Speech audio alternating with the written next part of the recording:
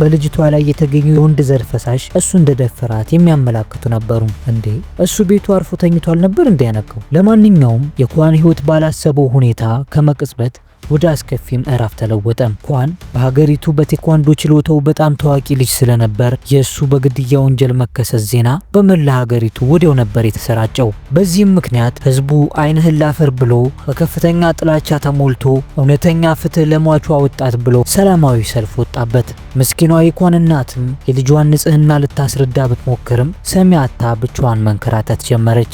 እንደውም ይባስ ብሎ የሚመታትም ሰው ሁላ ነበር። በመጨረሻም ለልጇ የሚሟገት አሪፍ የህግ ሰው ስትፈልግ ሚን የሚባል ጎበዝ ጠበቃ አገኘች። መጀመሪያ ላይ ሚን በኳን ላይ የቀረቡትን ማስረጃዎች ትክክለኛነት ሲመለከት ወይ ምን ብዬ ነው በዚህ ጉዳይ ላይ ጥብቅና የምቆመው ብሎ አመንትቶ ነበር።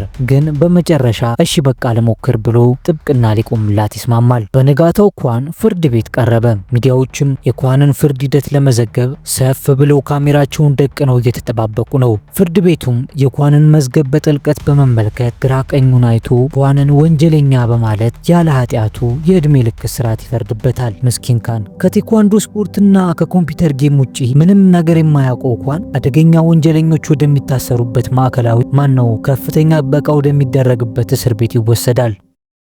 በእስር ቤቱ እንደገባም ሆል የሚባል የእስር ቤቱን ካካቦ ያገኘዋል። በእስር ቤቱ ውስጥ ቡድን የሌለው እስረኛ ብቸኛ ያለው ጣፈንታ በነፖል ግሩፕ ሰዎች መደብደብ ነበርና ኳንም ከዚህ ጣፈንታ ሳያመልጥ በሰበብ አስባቡ የፖል ሰዎች ክፉኛ ይወግሩት ጀመር።